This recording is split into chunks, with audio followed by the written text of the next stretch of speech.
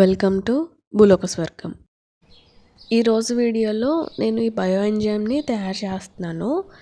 అయితే ఇవి మనకి ఫర్టిలైజర్ కిందే కాకుండా పెస్టిసైడ్ కింద కూడా చాలా బాగా పనిచేస్తాయి. అలానే ఇంట్లో ఫ్లోర్ క్లీనింగ్కి, డిష్ వాషింగ్కి కూడా చాలా బాగా పనిచేస్తాయి. అయితే ఇది ఎలా చేయాలో చూసే ముందు ఇప్పటివరకు మన ఛానల్కి సబ్స్క్రైబ్ చేసుకోకపోతే తప్పకుండా సబ్స్క్రైబ్ చేసుకోండి.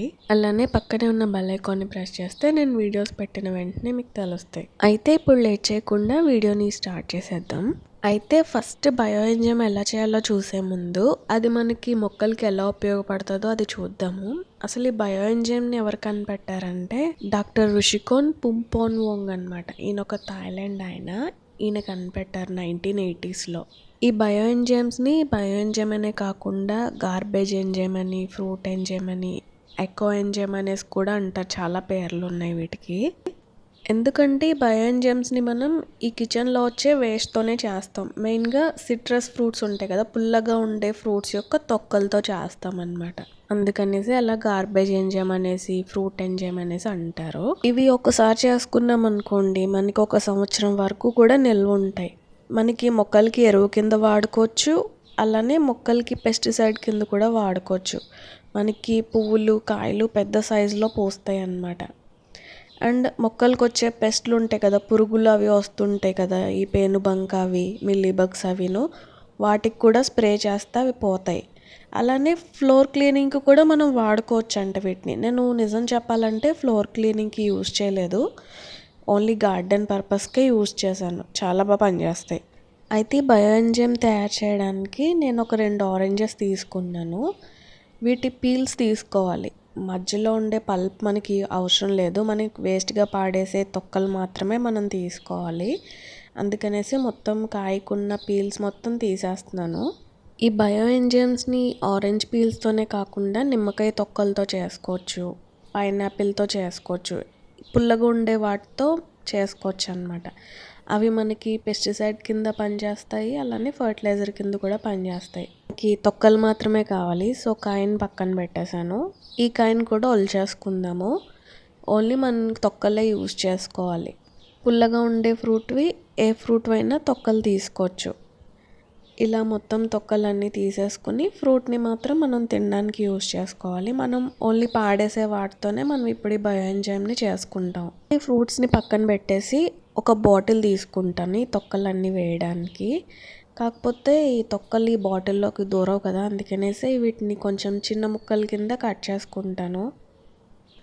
ఇలా ఓన్లీ పాడేసే తొక్కలతోనే కదా మనం నిమ్మకాయలు తెచ్చుకున్నప్పుడు నిమ్మకాయలతో చేసుకోవచ్చు, పైనాపిల్స్తో చేసుకోవచ్చు, ఇంకా పువ్వులతో కూడా చేసుకోవచ్చు. ఈ బయో ఎంజైమ్స్ ఏంటంటే మొక్కలకి ఎరువు కిందే కాకుండా మనం కంపోస్ట్ చేసుకుంటూ ఉంటాం కదా, కిచెన్ వేస్ట్ కంపోస్ట్, అదిను త్వరగా అవ్వడానికి ఈ బయో ఎంజైమ్ని మనం పైన జల్లామనుకోండి త్వరగా కంపోస్ట్ అయిపోతుంది అన్నమాట. ప్రాసెస్ని ఫాస్ట్ చేస్తుంది. ఈ బయో ఎంజైమ్స్ని ఫ్లోర్ క్లీనింగ్కి కూడా యూజ్ చేస్తారంట. మామూలుగా ఈ గచ్చు మీద మట్టి మరకలు అవి అయిపోతుంటాయి కదా, మట్టి కాదు కానీ మరకలు అవి అయిపోయి పోవు కదా, ఆ స్టెయిన్స్ అవి పోవడానికి యూజ్ చేస్తే చాలా బాగా పోతాయి అనేసి అన్నారు. ఈసారి తప్పకుండా ట్రై చేయాలి అసలు నిజంగా పోతాయా లేదా అనేసి. అది ట్రై చేయలేదు కానీ మొక్కలకి మాత్రం ట్రై చేశాను, చాలాసార్లు చేశాను. చాలా బాగా పనిచేస్తుంది. మెయిన్గా ఈ పురుగులు మిల్లీబగ్స్కి మాత్రం చాలా బాగా పనిచేస్తుంది. ఒకవేళ మీకు మిల్లీబగ్స్ సమస్య ఉంటే తప్పకుండా ట్రై చేయండి. నేను మొత్తం అన్నిటినీ ఇలా చిన్న చిన్న పీసెస్ కింద కట్ చేస్తాను. ఇప్పుడు వీటిని మనం బాటిల్లోకి వేసేసుకోవచ్చు అనమాట. చిన్నగా చేస్తాను కదా, మనం ఈజీగా వేసేసుకోవచ్చు. ఈ బయో ఎంజైమ్ని ఈ ఆరెంజ్ పీల్స్తో కాకుండా వేరే ఏ పీల్స్తో అన్నా మనం చేసుకోవచ్చు. నిమ్మకాయ తొక్కలతో కానీ పైనాపిల్ తొక్కలతో కానీ చేసుకోవచ్చు కదా. ఇలా సేమ్ ప్రాసెస్ అంతే. ఈ బాటిల్లో ఈ ఆరెంజ్ పీల్స్ బదులు ఆ నిమ్మకాయ తొక్కలు వేస్తాం. మిగిలిన నేను చెప్పబోయే ప్రాసెస్ అంతా సేమ్, చాలా ఈజీ. అండ్ మనకు ఒక 6 months పైనే నిల్వ ఉంటుంది. 6 months వరకు ఉండదులేండి, లోపల వాడేస్తాం కదా. నెక్స్ట్ ఇందులోకి బెల్లం వేస్తున్నాను. బెల్లం వేసుకోవాలి. ఎలా అంటే ఎక్కువ వేయని అవసరం లేదు.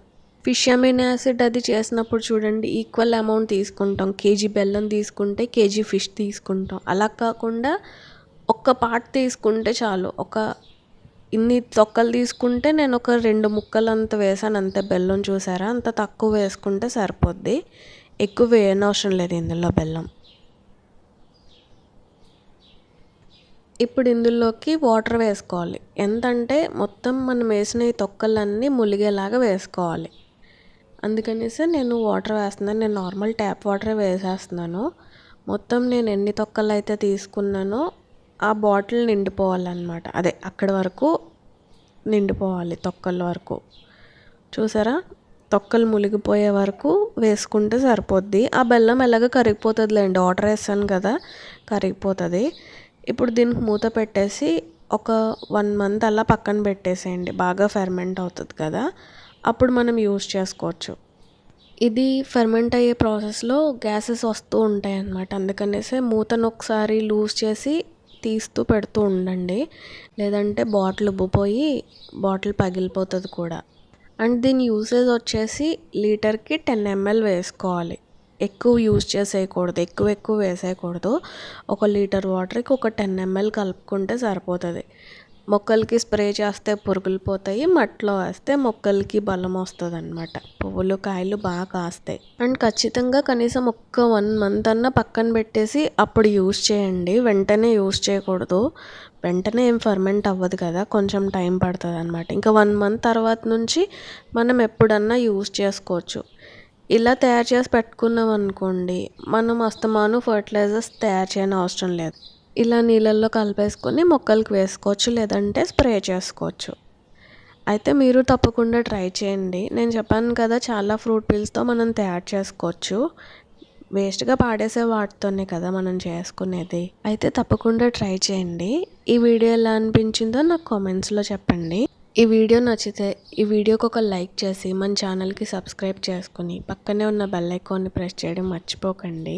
అండ్ ఈ వీడియో మీకు ఇన్ఫర్మేటివ్గా అనిపిస్తే, వేరే వాళ్ళకి ఉపయోగపడుతుంది అని అనుకుంటే మీ ఫ్రెండ్స్లో కానీ ఫ్యామిలీ మెంబర్స్లో కానీ గార్డెనింగ్ అంటే ఇంట్రెస్ట్ ఉండి గార్డెనింగ్ చేసే వాళ్ళు ఎవరైనా ఉంటే వాళ్ళతో ఈ వీడియో షేర్ చేసుకోండి.